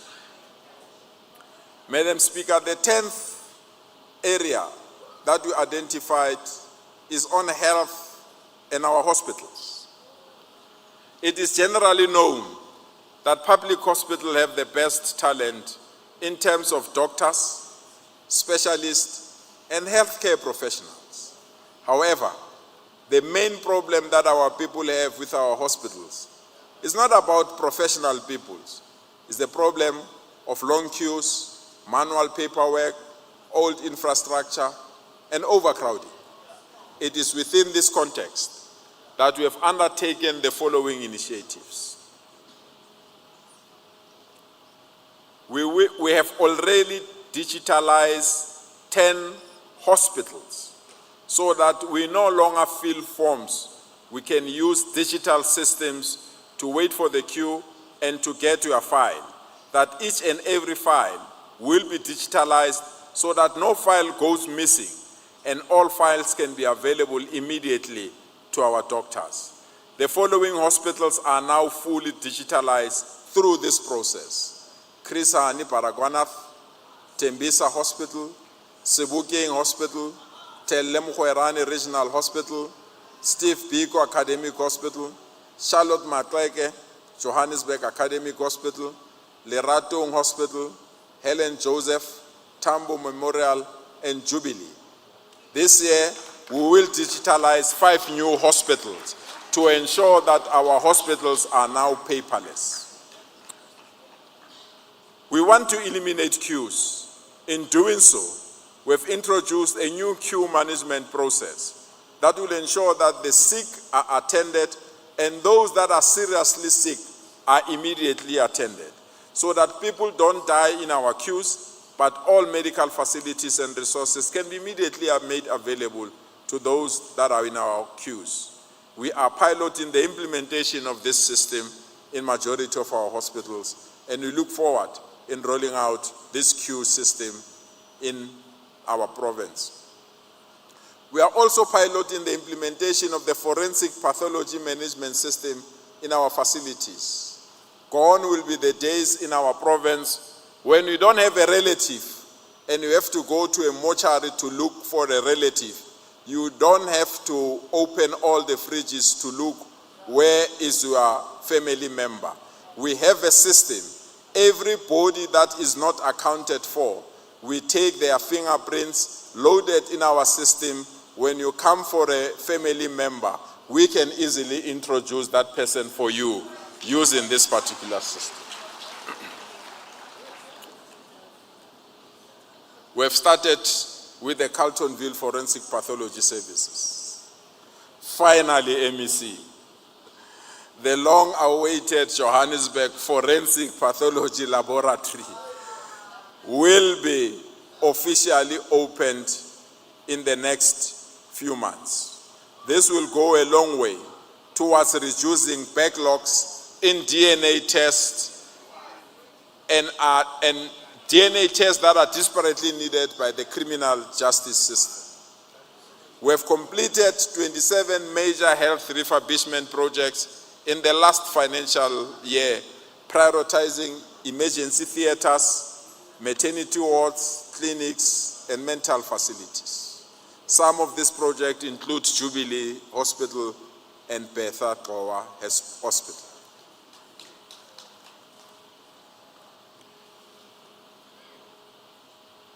We have one big challenge. Cancer patients in our province have been going through difficulties. By the end of December, we used to have 1,200 patients that were on the waiting list at Charlotte Maxeke Hospital. We have now reduced this number from 1,200 to 200 patients. We are not proud that we still have 200 patients on the waiting list. We want to finally knock off this waiting list so that every patient that needs medical assistance in terms of cancer can get that assistance instantly rather than be given a long date for them to come. We must make cancer treatment backlog history in our province. We have also installed the new MRI machines at Steve Biko Academic Hospital, George Mokari Academic Hospital, Charlotte Maxeke Hospital, Johannesburg Academic Hospital, thus closing the diagnostic gaps that have existed for years. Lean accelerators for cancer treatment have now been fully installed at Chris Hani Baragwanath and George Mokari hospitals. Maybe you don't know that Gauteng bears the brand of cancer scourge with over 41,000 new pathology confirmed cases nationally. Of the 41,000 confirmed cases nationally, 37% were diagnosed in our province. Despite this heavy burden, Gauteng remains the best positioned province to lead cancer system reform, research, and innovation nationally. Madam Speaker, this one excites me. Never did we think in our lifetime we will be in a position to kiss HIV/AIDS goodbye. We have now resolved to be the first province to stock and distribute the newfound HIV/AIDS defeating vaccine, lenacapavir, when it's made available by the minister. We want to be the province that can lead in the release of this vaccine. We can now declare that we can defeat HIV/AIDS in our lifetime. We are now calling on those that want to use this mechanism to stop HIV/AIDS. People of Gauteng, education is a great equalizer. It accounts for difference between poverty and social mobility. I wish to take this opportunity to recognize and celebrate two exceptional young students that come from our province. The first one is a grade 11 learner from Dalview Secondary School in Enade. She entered an international competition on STEM. His name is Nkateko Moyani.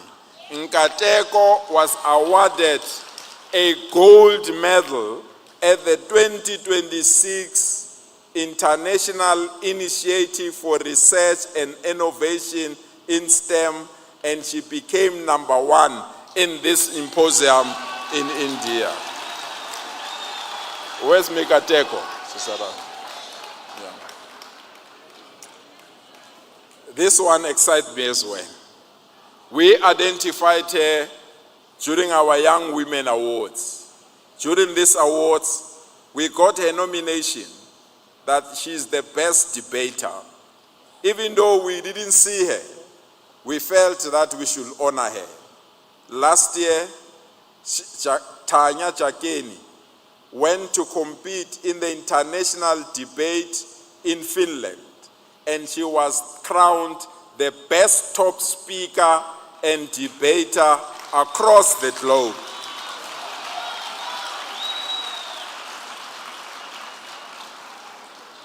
Congratulations, Tanya. Ladies and gentlemen, also allow me to congratulate the matric class of 2025 on attaining 89%, which is the highest overall pass in our province.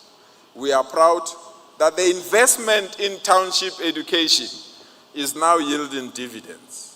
In the last matric exams, 20 schools from the townships gave us 100% matric pass, far ahead of former Model C schools in some of our suburbs. But it's these 4 schools that attained bachelor passes above 90% that excites me. This is a remarkable achievement that speaks to the resilience of our learners and the dedication of our educators. Honorable members, please join me in congratulating these 20 schools, but I want to single out these 2 schools. Lefureng Secondary School, listen to this. Lefureng Secondary School had 182 learners. Out of the 182 learners, all of them passed, but most importantly, of the 182, 179 achieved bachelor passes with only 3 learners not achieved. This confirms that township education has arrived. Another one is Siyabonga Secondary School. They registered 212 learners, and all 212 learners passed matric. But hear this, out of the 212 learners, 197 obtained bachelor passes.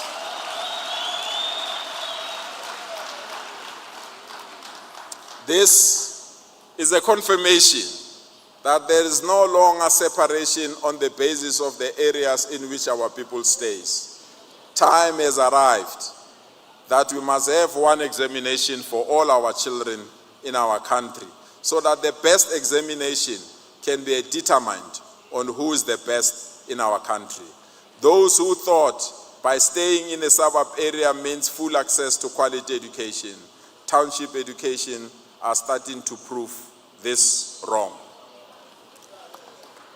I want to thank Telkom for donating a full campus to teach our children artificial intelligence.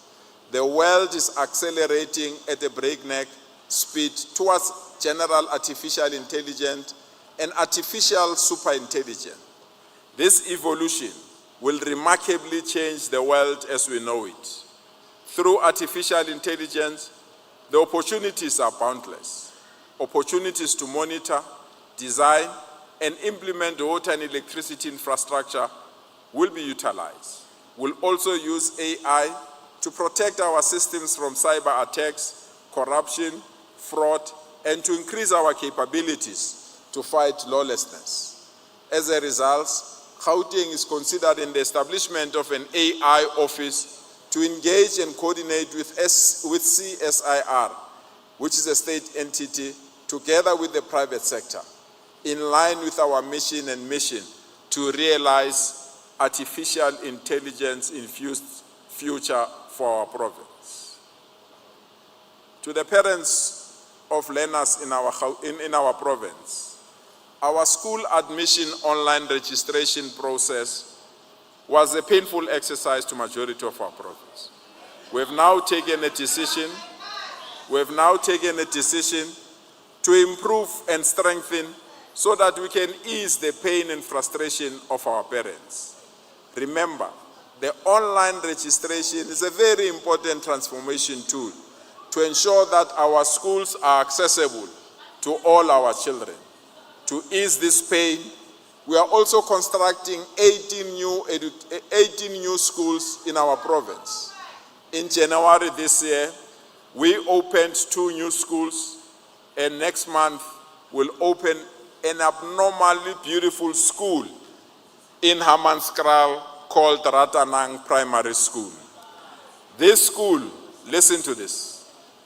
This is a primary school that has a fully digitalized 28 classroom. It has a learner-friendly combi course. It has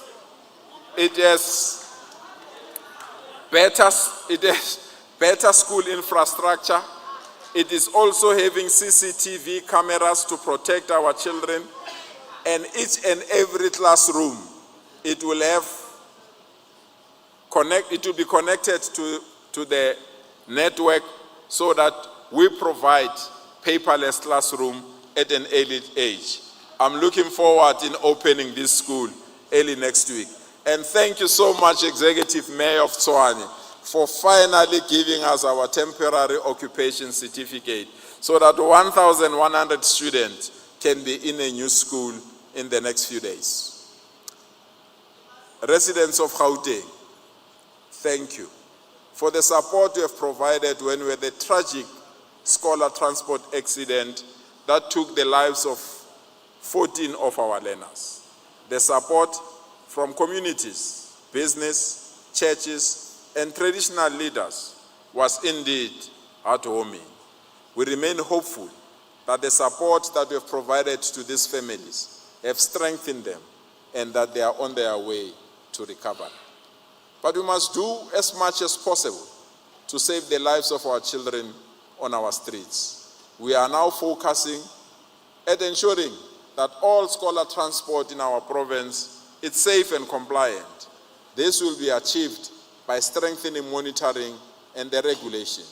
We are willing to engage with this sector, but we are not willing to be bullied by those that think they can continue to drive skorokoros and take our children to school. When we stop them, they threaten us with mass action. We want safer transport so that our children are safe. Let me also appeal to the scholar transport industry to comply with the regulation to ensure that our children are safe. Honorable members, as part of the revitalization of the Johannesburg CBD, we are escalating the refurbishment of 18 government-owned buildings. These 18 government-owned buildings, valued at 8 billion, will in the next 30 months go through a transformative agenda to create over 2,500 construction jobs. We have now assigned this task to the Department of Infrastructure Development so that our offices are fully utilized, but most importantly, we can be in a position to service our communities.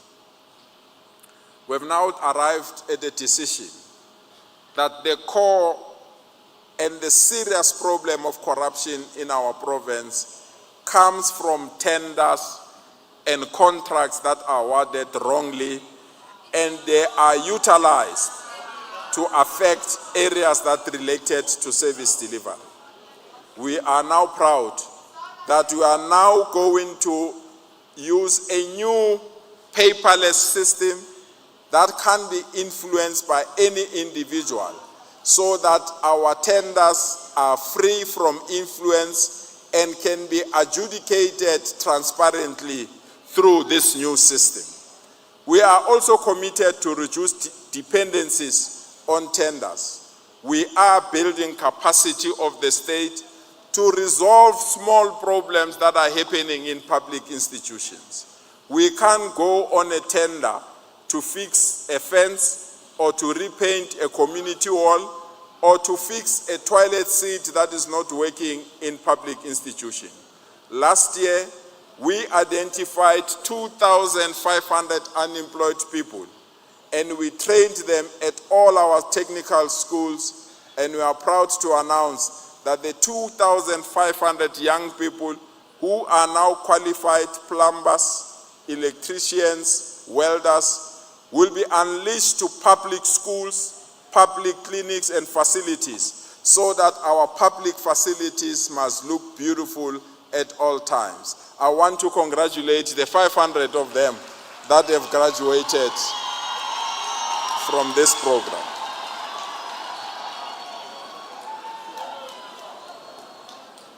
Honorable members, as part of our NASIS PANI program, I joined the Minister of Employment and Labor, Honorable Minister Nomakosa Zanameth, in Atteridgeville. Minister is giving us 1.5 billion rands so that we can train 30,000 unemployed young people and be absorbed in proper workplace opportunities in our province. We want to take this opportunity to thank the minister. 30,000 young people will be recruited later this year. Honorable members, please join me in acknowledging we are now at G13+1. Please join me in acknowledging the process started in 2023 by the former Minister of Home Affairs, Dr. Aaron Motsoaledi, which has now culminated in the publication of the white paper on citizenship, immigration, and refuge protection. We are now, as the Gauteng provincial government, at an advanced stage to ensure that we finally manage the people that have come to our province who remain undocumented citizens. We can't have this problem forever. We can't have people that we don't know where they come from, we don't know where they sleep, we don't know what they are doing in our country, and they continue to torment our citizens. Our approach is to use legislation to manage this problem. Hence, our call that this white paper, the way it structures, it will finally allow us to finish off this problem of undocumented foreign citizens in our province. As a province, we have already made submission that influence the content of the final outlook of this bill. Residents of West Rand, sinkholes continue to be a major safety and an infrastructure issue. Murafon local municipality successfully backfilled the open sinkholes on Sompani and Pabang Road. Resettlement efforts are also underway, with a total of 39 out of 47 households successfully relocated from the red zone to Khutsong. Last year, we announced the development of an indigent register as a mechanism to ensure that subsidies are directed to the poorest and most vulnerable residents, while those that have financial means must continue to pay for services. The indigent register has now been piloted in Mogale City, Rand West, and in Murafo. We are working towards ensuring that the full rollout of a fully fledged and functional indigent system can be made available in foreseeable future. With this system coming live later this year, the current challenges faced by the residents of Tembisa this morning will be permanently reviewed, because the indigent register will be connected to various databases, so that when you are unemployed, it will automatically identify you. And when you get employed, it will automatically offload you, so that you don't have to waste time in queues to register as an indigent. Those that cannot afford to pay for municipal services will benefit, and those that can afford will be encouraged to pay. People of Gauteng, we've been hit hard by foot and mouth disease. Gauteng is facing the severest prolonged foot and mouth disease outbreak in recent history, which began in April 2025, following the illegal movement of infected cattle into our province. By January 2026, 195 confirmed cases affecting 261,000 cattle have been recorded, with the likelihood of underreporting.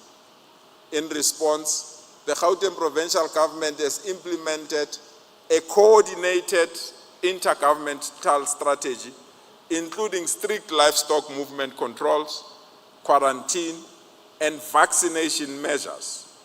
And we have intensified roadblocks to curb illegal transport and a unified communication campaign.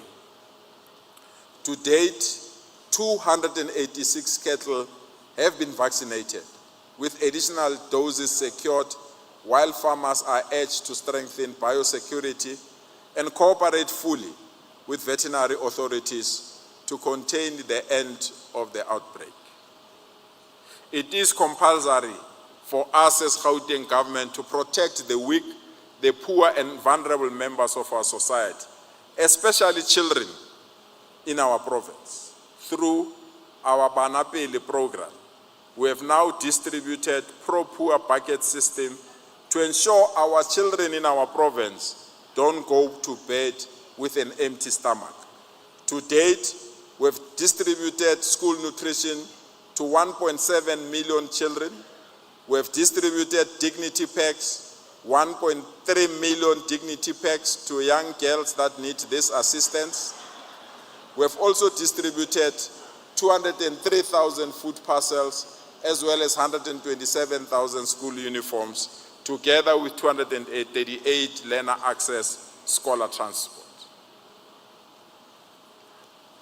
We have now positioned bidding and hosting major events as one of the Gauteng's most effective tools to drive the economic growth, tourism, and social transformation.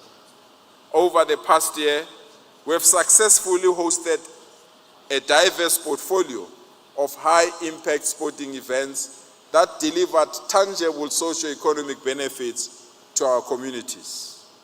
We are proud to announce that for the very, very first time, not only in our country, but in the continent, 54 top golfers in the world will land in our province as part of what is acclaimed as the World Cup of Golf. Our province have been asked to host the inaugural Live Golf South Africa tournament from the 19th to the 22nd of March 2026 at Steyn City, Johannesburg. This multi-year partnership is expected to generate significant tourism revenue, create thousands of jobs, and position Gauteng as Africa's premier sporting event. In March, we'll also see Gauteng hosting the Basketball Africa League at the Sunbet Arena in Pretoria from the 27th of March to the 5th of April.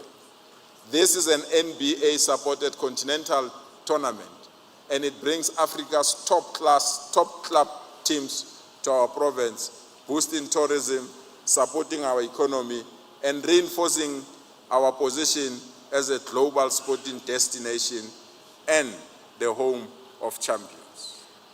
I know this one is very important. Ezimnyama ngenkani, ezika Ivan Khoza, and amakhosi amahle, ezika Chinja Guluva.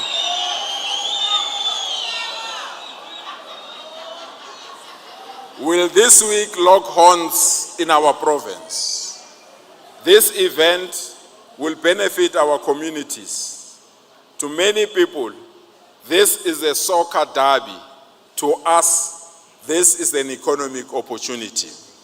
While others see this just as a sensational soccer derby, we in Gauteng, we see it as an economic activity. In a single weekend this week, This event will generate millions of rands through ticket sales, hospitality, and merchandise. It attracts over 80,000 fans, boosting tourism and hospitality sectors, while significantly benefiting informal traders and township-based entrepreneurs. Honorable members, I'm pleased to announce that finally, we have received the report of the Commission on Traditional Leaders in Gauteng. We have been requested by traditional leaders to ensure that we finalize this report. We are going to meet individually to all traditional leaders that have been identified in this report, and immediately after meeting with them, we'll make this report public. During the 2025 financial year, we expanded connectivity across the province by linking schools, clinics, and hostels and libraries through the Gauteng provincial network. This included new internet and public Wi-Fi, hotspots, and these facilities offer residents daily access to online learning platforms, job portals, and government services and entrepreneurial opportunities. We will continue with the full rollout until the entire whole of Gauteng has free, functional Wi-Fi. As I've indicated, the majority of reported corruption cases relate to human interference in tender processes. We are proud that we are going to utilize Tender Swift procurement system to modernize this manual tender process, to modernize the manual tender processes and ensure that we finally let go of corruption in this sector. In conclusion, honorable members, in conclusion,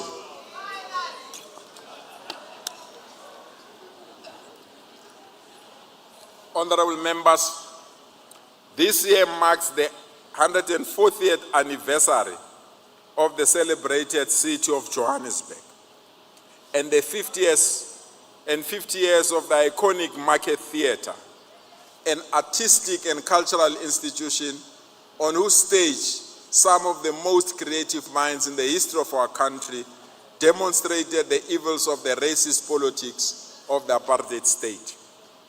Market Theatre remains the theatre of our struggle. Our province is proud to be the home to this world historical city and its incomparable cultural center. Gauteng will also host the historic commemorations such as the 30th anniversary of our adoption of our Constitution, the 50th June 16 anniversary, and the 70th anniversary of the Women's March. We will deliver a unified program that celebrates our heritage, honors our struggles, and showcases the great sacrifices of our stalwarts, such as Mama Sophie de Bruyn, who is our guest of honor tonight. Our commitment is to ensure no one in our province does not know who Mama Sophie de Bruyn is. Madam Speaker, let me take this opportunity to once again thank the political parties that I have the honor to lead and to represent in this government. The African National Congress have entrusted us with this responsibility, and we want to thank them. We also want to thank all the political parties that are part of the Gauteng provincial unity.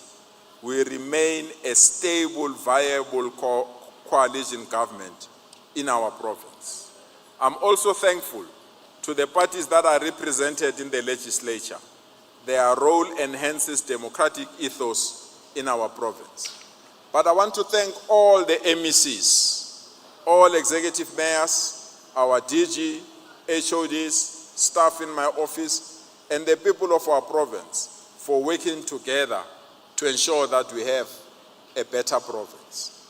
Residents of Gauteng, our country is the economic center of our country. This puts huge responsibilities on the shoulders of those of us charged with the responsibility to make a meaningful change in the lives of the residents of Gauteng. This is never easy and will never be easy. The journey is never plain sailing. However, we remain committed to overcoming these challenges. We'll continue to do everything humanly possible to realize Gauteng of our dreams. I want to conclude by quoting our hero and the first president of our country, Nelson Mandela, when he advised us and said, "Do not judge me by my successes. Judge me by how many times I fell down, but I've managed to get up again and continue with the journey." I thank you for your attention and for your support.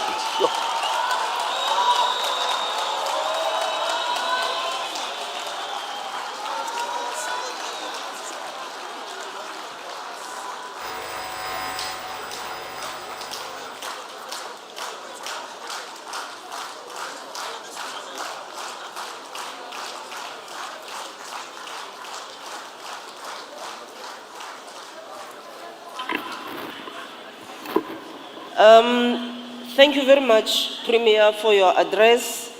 And yes, your speech has been forwarded to the table for placing on the order paper in terms of Rule 16. Baagi ba Gauteng bagolo ba rona ke rata go le leboga botlhe ge le tlile ka makatla namane go tlo itseela ka tsebe se Premier a na re tshwaretse sona. I would also like to request that all guests remain seated. Please do take your seats. Please take your seats, honorable guests. Honorable members, the next sitting will be on Thursday for the debate and reply by the Premier.